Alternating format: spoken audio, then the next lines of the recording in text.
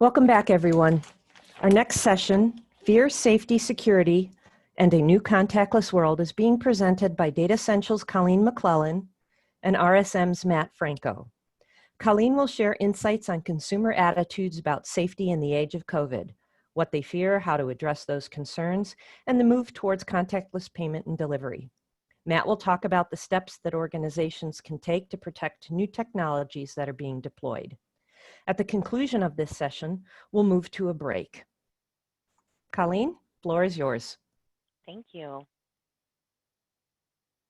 Share my screen.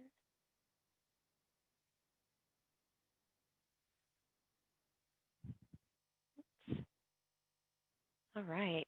Thank you so much, everyone, for joining us. I am really honored and thrilled to be at such an elite event. I can't say I've ever come even top of mind to be invited to a finance audit or tax group ever. That's actually much more my husband's world than mine, so I'm feeling quite special today. So I do hope you bear with me and that you take something away from this that you can use going forward. As mentioned, my name is Colleen McClellan. I'm with Datassential. We are a research and insight house. I'm in Las Vegas, but we're based in Chicago. We're going to kick ourselves off now with a poll. To be honest, as a geeky researcher, I can't wait to see how you all feel about this question. So have you used delivery or takeout from a restaurant in the past 3 months? Simple yes or no. This is like the super great polls that as people take them, then they're going to reveal the instant results, I think, which is, holding my breath. I'm so excited to see what you say. If I was taking it, I would tell you the answer is yes for me. I have used a restaurant in the past 3 months for both takeout and delivery. I just used one this morning. Oh, excellent. Excellent. Yeah, got Starbucks through Uber Eats. Right on. So Colleen, we'll leave it up for another couple seconds. We've got probably 93% of the audience who has voted, but remember, folks. Thank you for that. Get your credits. Take your poll. Exactly. We promise this is anonymous and we will not be sharing these results out. Awesome. All right, so super interesting. Almost looks like unanimously we have everyone saying that they have used a restaurant in the past 3 months. So this is critical because we have another question coming up in just a bit. So I want you to think about, as we get into this conversation, your own personal experience with a restaurant in the past couple of months. We at Datassential have been, pulsing consumers from March to June every 2 days. June to now, and still currently every other week. We know with summer and holiday vacation time that there wasn't as much of a need. But as a geeky researcher, I can't tell you, this has been fascinating, which I think makes me a little twisted. I'm okay with it though, because we've never in our lifetime seen data results on 1,000 Gen Pop consumers change so frequently, asking the same questions kind of week by week. And a lot of this is linked to media coverage and news stories and late breaking insights that are being shared, whether it be through CDC or social media, et cetera. So certainly our consumer today is quite alert and is taking in quite a bit of information, and that is impacting their choices. So for the first time I should reveal, old lady, 20 some years in this industry, have done nothing but food and drink my whole life. And there's always been a standard set of measures used in when consumers choose CPG or food away from home. When they're making a food or drink decision, you typically see convenience, value, health, taste. Now, convenience is long gone. Nobody really asks it anymore because no one wants something inconvenient, right? We were all just so busy for so long that to make it hard meant you just didn't get purchased. So that left us with taste and value and health. And those three things would toggle in the 1, 2, and 3 position. Well, when it comes to our top considerations now, we have actually seen restaurant cleanliness and sanitation top of the list, top of mind in their decision criteria, when choosing to hire a restaurant to serve them food. We think this is here to stay for quite some time. I'll show you some more information here in a bit, but I will certainly get a copy of the slides, and I think this is really important to start to think about what does it mean to a consumer when they think first and foremost over taste, how clean or safe is your establishment?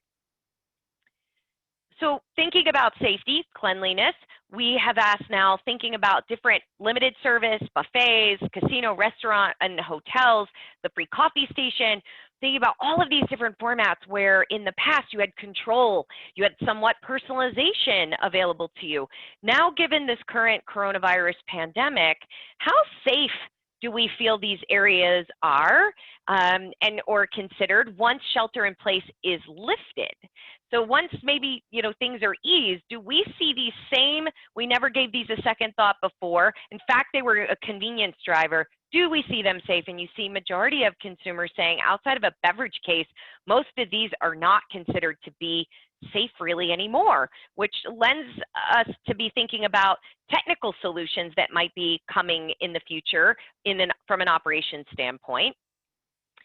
76% of consumers are saying that a restaurant's cleanliness and their food safety will always matter now more than it ever did before. Again, this could be tampered a year, 2 years from now if there's better treatments or vaccines or just less coverage. Certainly we have no crystal ball to predict, but we certainly believe this is a very large number among consumers, and it's something we want to be thinking about.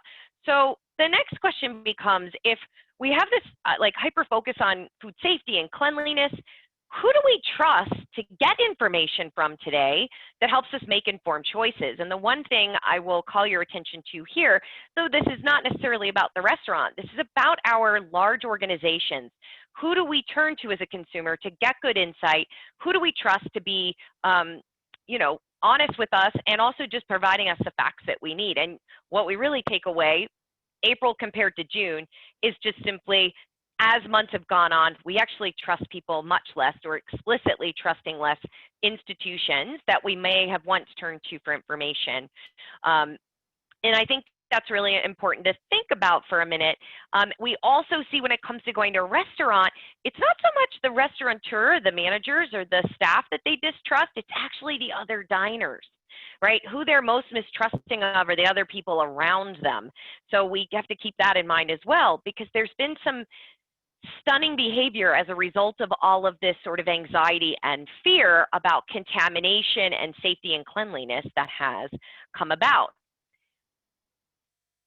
We have seen a major acceleration and adoption in technology use across all demographic groups that just short of a year ago, we would have told you that cybersecurity and fraud, identity theft were large barriers or concerns for especially boomers and mature Xers for putting credit card information into their phone to use like a digital wallet, or just giving out their information online into some of these third-party mobile delivery apps, for example. However, due to this current pandemic and our concerns and fear levels, we've actually leapfrogged right over that fear due to this fear around contamination. So I have another poll for you.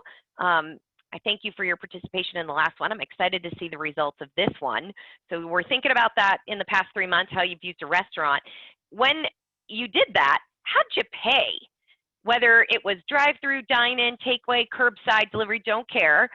How did you pay? And I mean, when I wrote the word cash in this poll, I had to think to myself, does anyone carry that anymore? A few months ago, and I'm not even sure that we've overcome it, there was actually coin shortages in the market, if you can believe it or not, and signs being posted, sorry, we can't even take cash.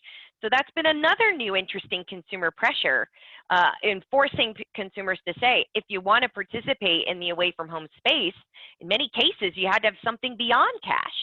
And that's certainly a first we've experienced in my lifetime. So just waiting on a few more folks. Leave it up for about another 10 seconds. Thank you.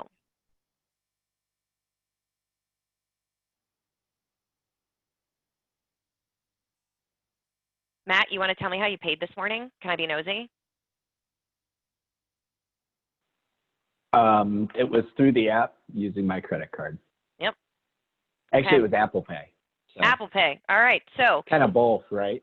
yeah, well, exactly, right? So that's why we had these like use payment plan things like PayPal, which is also your credit card, but some secure way. Yep. So interesting. Majority have said debit or credit in person or purchased online, website or via their credit card. And then a few folks using PayPal, a few using cash. Super interesting to think about. Thank you for sharing with me. Appreciate that. I wish So, I could have gotten mine free, and then I could have put none of these. well, because gift card, you just always, I know. or the inability to wanting to tell me the honest truth. I felt obligated to give you a none option, and also to help you get your CP credits out there. Maybe you just didn't want to tell me, so wanted you to be able to participate. Free would be lovely. Here's an interesting situation that we've caused. So let's just recap where we are. We've got some nervous nature about a year ago going into stealing my data, who's getting it, where does it go? They're probably going to sell and do evil things with it. What if they steal my identity and then I won't be able to prove I'm actually a living person, or I'm not the person who just closed on a house that wasn't me, using an alias? Like, there was a little bit of this anxiety around, I don't really get this new digital wallet stuff. I don't really get swiping my phone at the gas station. There's and then there's like credit card readers that steal your credit card information. So now I'm like freaked out by that. So there was lots of wanting to protect ourselves, our identity, and our finances about a year ago. And that was a little bit of a barrier to technology adoption. Fast forward, shelter in place, lockdown, restaurants closed, coin shortages, and then add on grocery shortages and the need to stay locked in your house, perhaps, especially if you're compromised or in a certain age group, or you're just in general going, I have no need to leave my house, perhaps. Do you know there's this thing called delivery? Why go anywhere? Seems reasonably safe. So one fear actually trumping another, which has now led to this whole, I don't want to touch anything, right? I'm sort of creeped out by, I never really thought about how many people, when they use their card, stick it into the machine and then eventually have to hit the green button that says okay. And like, do I pick up the wand and touch it? Do I use a knuckle? Am I elbow bumping? Like, what's the protocol? So there's all of this nuance of like, well, I don't want to be caught doing it the wrong way and embarrassed or create conflict. Here you see the new version of hotel room service. I mean, this certainly doesn't look like the silver lidded rolling tray, roll it into your room. What happens to service levels? Well, we already are starting to see these, quote, innovations where we are dropping things off, hanging on the door, text or call your room and let you know it's there. So it's almost invisible. It's contactless. No way for us to touch each other. And in fact, I'd argue there are even some folks that would not be thrilled that this was a brown bag, because it's hard to sterilize and wipe down a bag that's paper versus plastic, where they feel like they can actually wear a set of gloves and sanitize wipe down the bag before they even open it. We've even seen consumers suggest they take the containers out and they don't want those sort of compostable dry things because they don't wipe as easy as plastic lids and stainless steel or foils, where they can feel like they can wipe it down before they even open it. And certainly going as far as with a takeout and delivery, transferring it to their own plates, not using the takeout single serve utensils unless they're in already another sealed container. So there's all of this sort of anxiety around packaging and not wanting to touch things. And this has obviously extended to payment process as well as ordering. Whether we're talking about menus. So here you see the sign here, just as an example, at the bungalow in Chicago. No menu, no cash, no water bottle, no more self-service. Please wash your hands, consider door handles. Protect each other. And I'm going, oh man, like that feels hard. It's a hard thing to remember. It's certainly not behavior that's habitual for everyone just yet, but we certainly see businesses doing what they can to keep you feeling more comfortable to use their services. And it has fast forward this tech adoption. And it has obviously set aside some of our concerns about fraud and safety and security for our data and our finances. So 32% were already using contactless payment. You know, during shelter-in-place restrictions, you know, what have you tried? So it's about a third that were doing it already. 16% recently started using it for the first time, and only about 53% have not yet done it, right? This was right around, I believe this was fielded in early August. So we're at a point where we're not quite 50-50. That is a huge leap forward compared to where we were before. And I suspect that we're going to continue to see this adoption rate grow. You know, and here's just a headline just to kind of drive this home, the long-lasting impact of COVID on digital payment, right? That it is really pushing for just contactless everything, grocery things delivered on the steps. So just lack of human interaction, the less cross-touching, the better. So we ask consumers compared to their behavior before, what types of behaviors they think they're going to do more or less of when things start to relax a little bit. And what you will see here is the use of restaurant sites and apps to do the ordering. So finding a way to make a digital order, again, is a contactless experience in terms of interacting with other humans. We see calling to place the order on the rise. This is shocking because, I believe it or not, there's no Zoom link to call your local restaurant. People don't remember what the phone actually is anymore because they're so used to doing a video call. If you can't video call in your order, I'm shocked that they remember to use the phone. I recently had this experience. I had set up a meeting. I had to put old school phone call, no link, because still to this day, if you set up a phone number, people are now browsing for a hyperlink to dial in via computer. So it's amazing how fast we've adopted that technology. So a little bit more use of drive-through. Again, the car is a little bit of a bubble, contactless in a way. What we're going to do less of is dining in place and ordering at the counter in person. So really looking at the potential heightened effect of contactless interactions all together. Now, there is somewhat of a benefit that comes from the use of this technology. You know, McDonald's invested in this software about a year ago. Imagine if you are facially recognized when you come into digital ordering board, menu board, and it recognizes you through your face and allows you to personalize your options. Mix and match combinations that best suit all your previous orders without needing to ingest a loyalty card or some sort of reward ID or any other types of swiping. This is, again, about a year ago, you would have said people wanting to use their face to unlock their phone or their face to do any kind of recognition might have been horrifying. And now we're seeing that consumers are even leaning into this a little bit because it's one less surface to touch. And we provide you the benefit of saying if this is enabled, we can actually personalize the ordering process, streamline, make it all about you. And I think we will see this type of technological adoption fast forward also in the year to come into 2021 and 2022, simply because that benefit may outweigh the concern around security until there's some sort of massive breach or something goes, you know, awry. That fortunately we don't hear a lot of those stories right now as it relates to restaurant menu ordering, that your data was stolen, that you ate 4 Whoppers in the last month. But certainly the idea that there's some sensitive information that consumers right now seem a little immune to giving that out simply because of the benefit enabling them to overcome the contamination fear. So I will leave you with these thoughts, and I am happy to take any questions that may be lingering out there. Anything so far that you guys as an audience want to chat about? So Colleen, we haven't seen anything come through the Q&A box. So okay, wonderful. Well, we're still here through the rest of our talk if there are questions that pop up. And I'm going to turn this over to my esteemed colleague, Matt, to take it from here.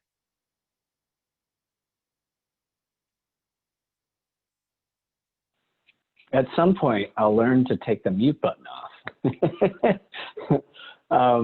Yeah, it's just so interesting the way, you know, we adopt things so quickly and adapt to the world. Doing a webinar, as this almost seems like we're doing, right? I know it's a conference, but you know, doing a webinar 6 months ago meant no video it was just talking over slides. And now we have the video component along with it. I was joking this morning.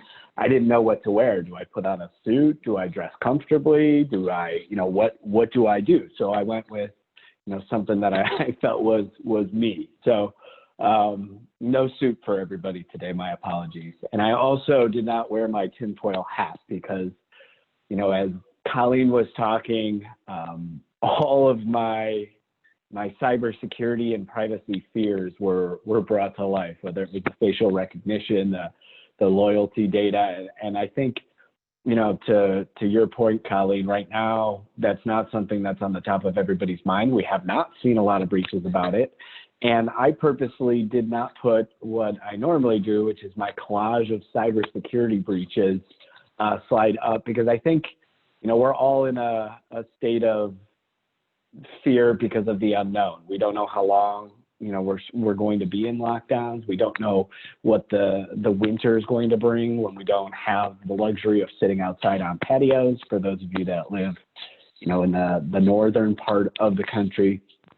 So I didn't want to spend a lot of time scaring everybody, but I did, want to talk about the impact of these new technologies. So, Colleen mentioned the facial recognition software. She mentioned loyalty data, where we talk about customization of the experience, the dining experience, the shopping experience, if you will, to individuals. And that's really one of the advantages that we get with a lot of the technologies that have been rolled out over the course of the past 6 months, and some of the things that were rolled out beforehand but just weren't widely adopted, is the ability to harvest a lot of data and use that data to millennials like myself. We like to have everything customized for our experience. We're selfish. It's, the nature, I guess, of our generation.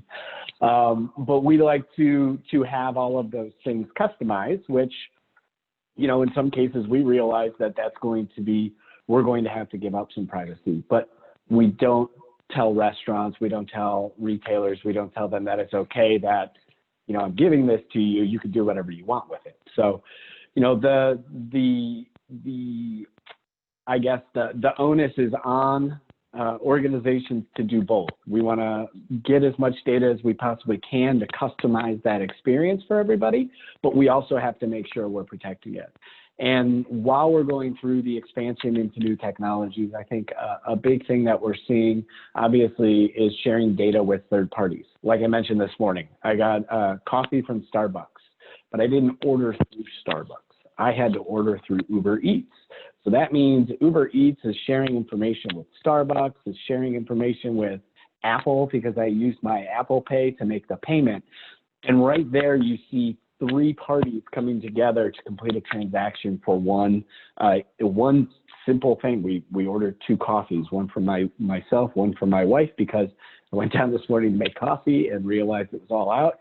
My excuse is we have 3 kids under the age of 5 at home, and one is he's 8 weeks old today. So it is mass chaos between homeschooling a kindergartner, trying to entertain a 2-year-old, and try to, keep an 8-week-old happy.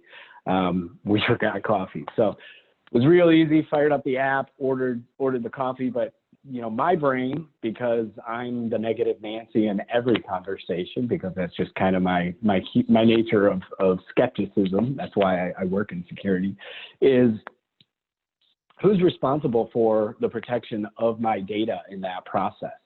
And then if I am those 3 parties, what do the contracts look like, and how are we managing our third parties and our arrangements to make sure that the third parties are doing what they need to do to protect that data, and to make sure that, when that transaction is complete, when that data is sitting, if an incident were to happen, who is responsible, and we don't end up like that Spider-Man meme where you're pointing at each other to say it's your fault.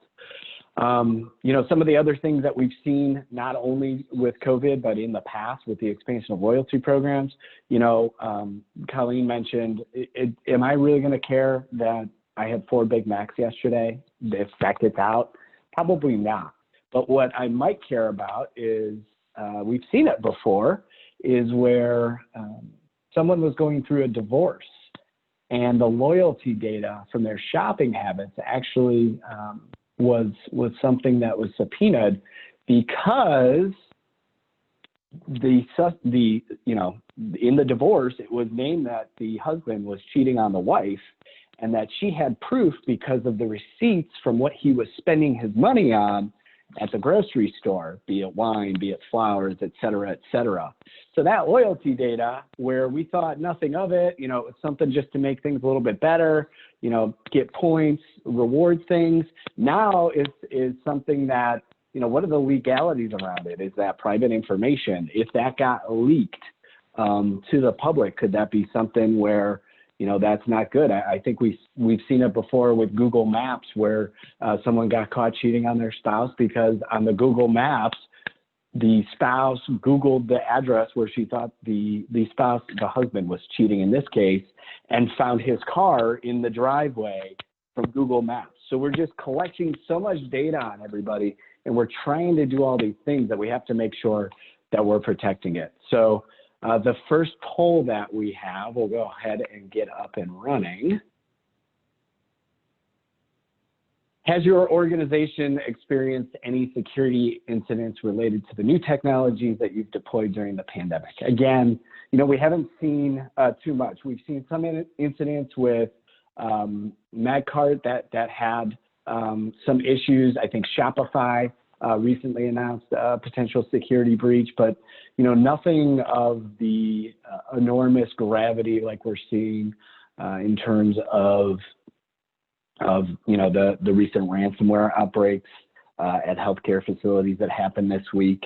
Nothing specific, and I'll knock on wood, going on here within the restaurant industry or even the retail industry for that matter. And that's a good thing. I think, also as consumers, as professionals, we probably also are a little bit distracted, as to what is going on elsewhere. I think, those attackers maybe aren't specifically targeting retailers, because right now, those that are stretched the most are in healthcare, and they want to, make sure that, they're able to get the most bang for their buck, if you will. So they're targeting those that are under the most amount of stress, maybe not watching what's going on and getting some more money in that regard. But it looks like 85% of you say no, about 5% of you say yes, 10% would rather not say. So, I think, that goes on with what we've seen. But the important part there, I would say, is that it has happened.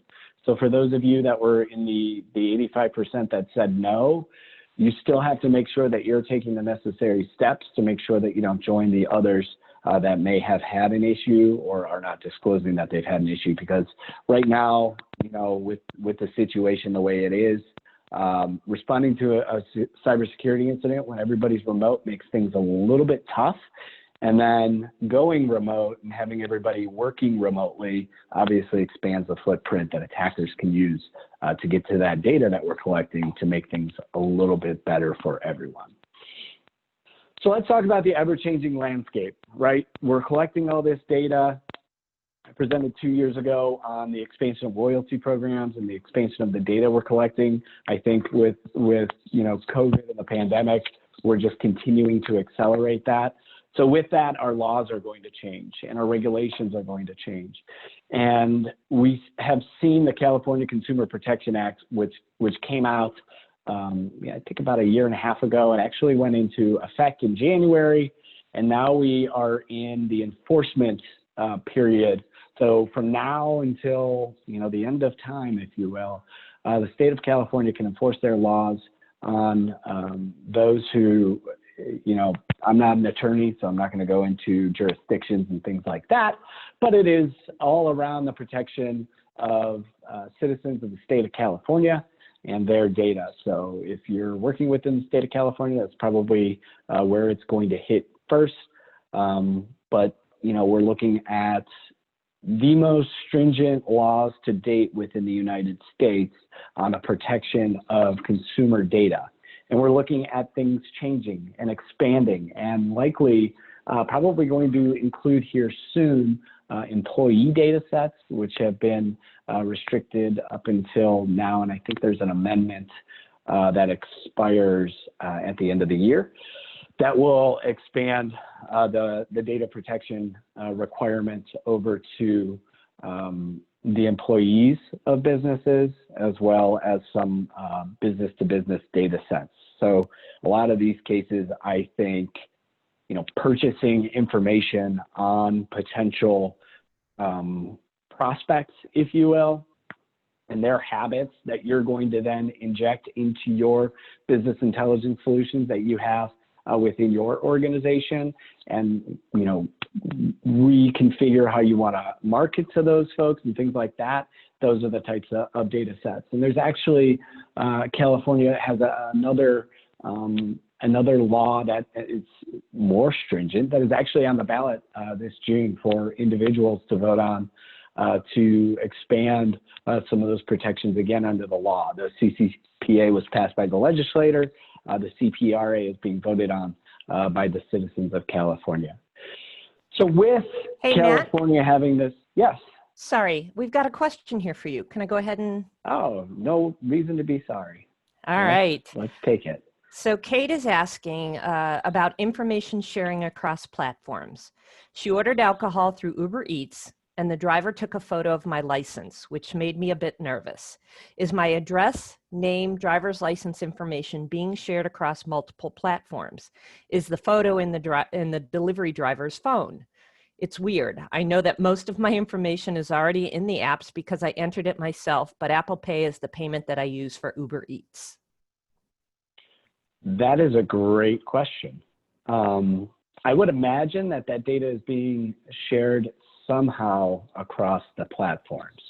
I don't know for sure, but if you follow the trail, you ordered, your order from a restaurant or a location that has to validate that you are of age to order what you ordered. So I would imagine that, yes. Now, the hope there is that the individual used the application to take the picture and that they did not use their phone directly and then upload it to the application. A lot of the apps that you see today obviously have the technology to take pictures with the cameras embedded inside the applications.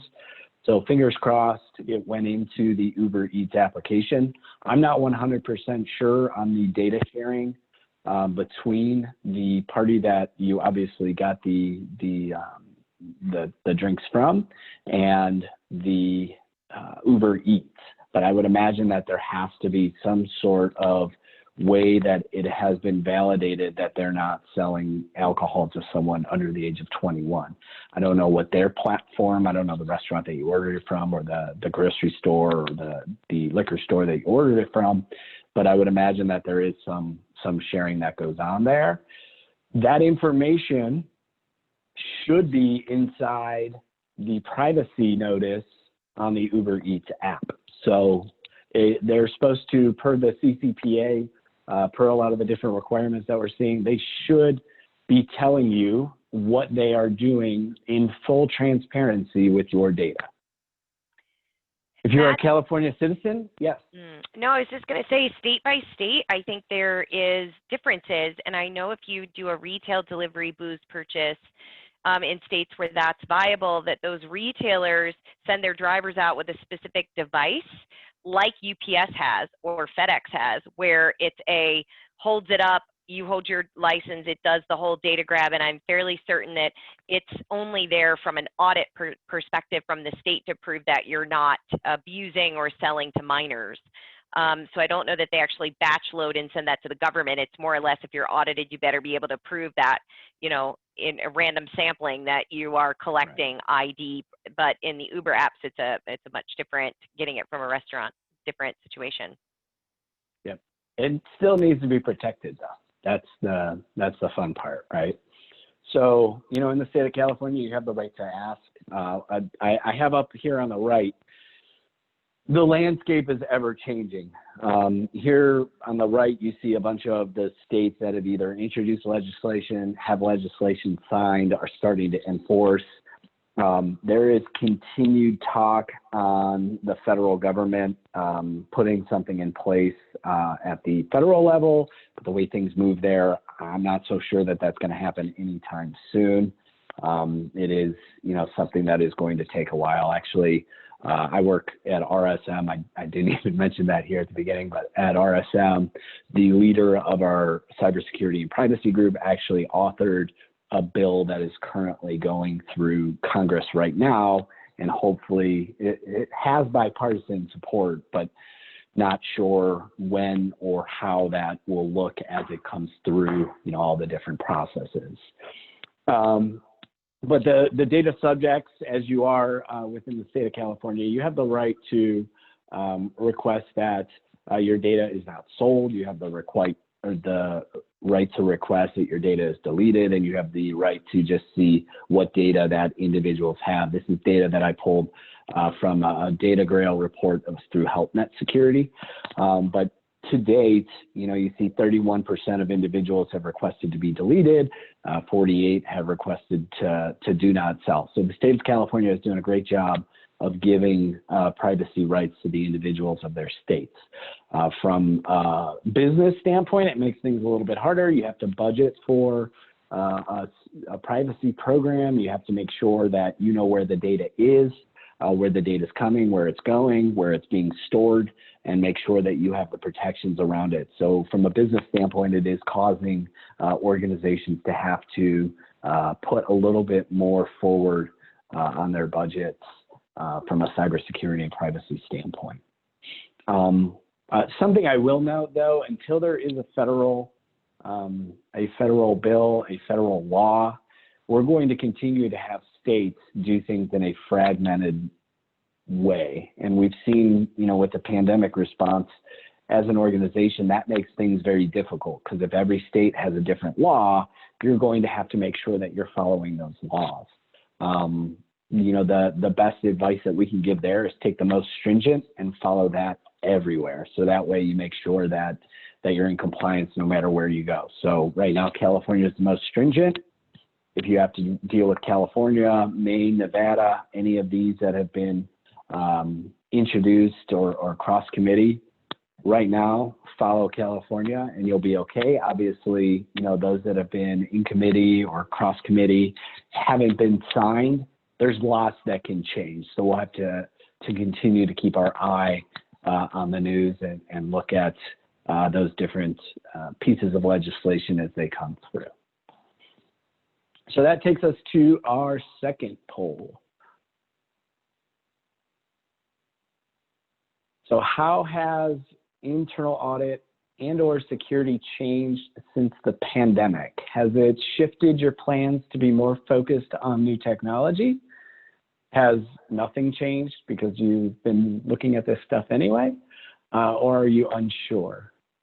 And we'll give you all a little bit of time. And this actually was something that came up in our discussions, with some of the changes in consumer habits and their thought processes, not even just from a security or a technology standpoint, but we seeing that internal audit probably needs to adjust what they're auditing on throughout the course of the year. We mentioned all the different requirements from a safety, food safety standpoint, or a cleanliness standpoint across different states. Is internal audit working with store operations to make sure that we're compliant to the different requirements across states? I think that would be something that's really important. We'll have here in a minute, you look at different applications that are being developed. Is internal audit more ingrained in the application development lifecycle, maybe the procurement process, to make sure that, we're in compliance with what we need to be in compliance with? And it looks like, for the most part, nothing has changed, but it's kind of neck and neck with the shifts that we like to see. We want things to be flexible. We want to always, from a cybersecurity and an internal audit standpoint, we want to enable the business to grow and obviously understand the risks that they have, but also educate on what risks we should be mitigating. So changing and being flexible to the new environment and looking at different aspects of risk with the new technologies that have been rolled out becomes critically important to make sure that we are protecting the business. So what are the 5 steps that we can take to improve the security of new technologies? As we mentioned, facial recognition, new loyalty platforms, contactless payment. There's a lot of different things that are being rolled out or have already been rolled out over the course of the past, few months, for organizations and individuals to obviously operate in this new world that we're in. So what are the 5 steps that we need to take? The first one and the most important one is partnership. And I could spend, the rest of the time that we have here today talking about the importance of partnership and collaboration among parties. We go back to the results of the poll that we just put up. 39% of organizations have not changed their security approach and have not changed their internal audit approach based on the changes that the business have made. That, to me, sends up a flare that we're not communicating enough and we're not collaborating enough with our business partners. And I don't take this in a negative fashion, but, it is something that I think, meeting with the business on a more frequent basis, trying to figure out where the business is going, what are the new things that are being adopted? Are we quickly going to cloud to make sure that we can enable our business partners to do more of what they need to do? Are we adopting new technologies? Are we partnering with third parties more? And we need to take a look at how they're handling the data and how they are secure.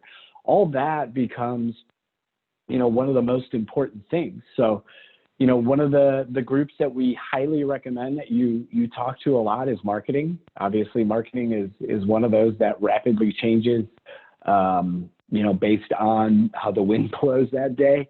But they're always out there. They're always on the forefront. I would say that they are the pace setters within most organizations these days. You definitely need a strong partnership with marketing from a finance or a CFO perspective, knowing what marketing is doing and making sure that there's a line of communication with internal audit, with cybersecurity, so that way that they're involved to make sure that things are protected ahead of time. I can't tell you the number of times that I've heard from interviews and things that we have done where marketing went and stood up a new website, or marketing went and stood up a new cloud site, or they signed a contract with a third party that's going to be analyzing the data that we have on our loyalty program to make sure we're better communicating with our customers and prospects. They are the key. Store operations, development, e-commerce, legal, procurement. These are all organizations and groups within organizations that are rapidly changing right now, or have rapidly changed over the last 6 months, that now we need to come to a point where we're catching our breath, we're coming up for air, and we're making some changes to how we're approaching these groups and the security and our internal audit objectives. Number 2, improving the security workforce. Obviously, that's important. We need people that know and understand business and know and understand security. Understanding the data that is collected, going back to what we talked about CCPA, what Colleen talked to about, the facial recognition, the data that we're collecting on how many Whoppers I had today. 0 for the record. It's a matter of knowing what the data is that you collect, what are the regulations and laws that you have to comply with based on that data. Can we limit the amount of data that we collect on someone and still get the information that we need? That's where that partnership, again, comes very much into play. Marketing an example I have is marketing wanted to collect dates of birth on a loyalty program, so that way they can send out, coupons to individuals on their birthdays.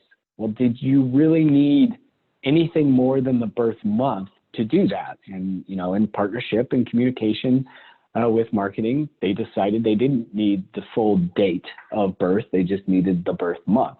We were able to make sure that we stayed on the lesser side of scope when it came to having to protect that information, the controls that we would have to pay. And that's where we get into the applying our process improvements, figuring out unnecessary storage points, unnecessary steps within a process that is leading to overexposure of data, us collecting more data than we need, us sharing it with too many individuals within or outside of the organization becomes critically important. And then finally, we apply security controls. So one of the areas I wanted to highlight here, again, is vendor risk management. When we talk about where we are today, you know, the new applications, those need to be tested. We need to make sure that we're encrypting data. We need to make sure that we're testing the environments that are supporting these. But to me, one of the most important ones that I highlighted earlier is vendor risk management and third-party risk management. Who are we sharing data with? How do we know that they are doing what we need to do? And this isn't something that should be happening after the fact.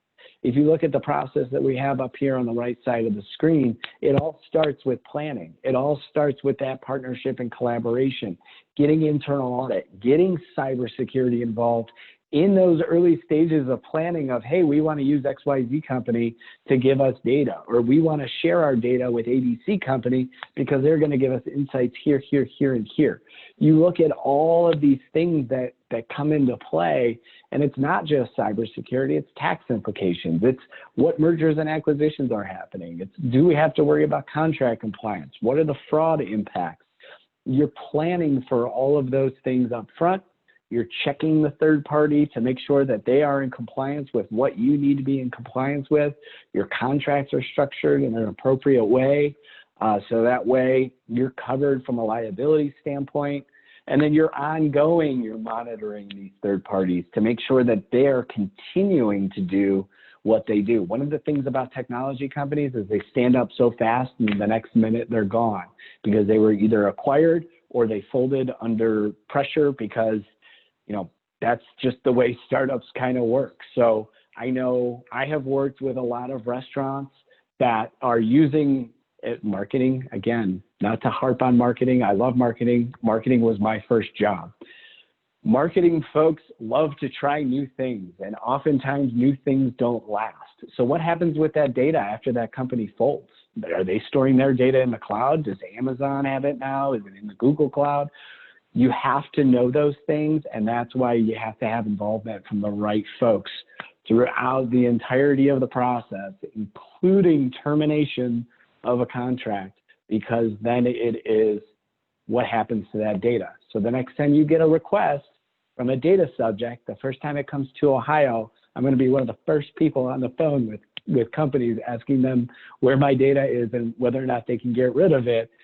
You have to know that stuff, because if something happens where it's at a third party who ended up storing it with a third party who ended up storing it with a third party and something happens, it all is going to flow back to you. And that's kind of, I think, the major point of this talk is partnership and make sure we know what's going on, because, you know, it is not something where we want to end up in the news. You know, it is not something where, you know, knock on wood again, Colleen said we haven't seen many major breaches over the summer due to some of these new technologies. That's a good thing. We want to keep it that way. And that's all that I had from a presentation standpoint. So in the last, 10 minutes or so, do we have any questions? So we haven't seen any come through the Q&A box, except for that one. So last chance, folks, if you want to ask either Colleen or Matt anything before we sign off, now's your chance. Go ahead and throw it into the Q&A box.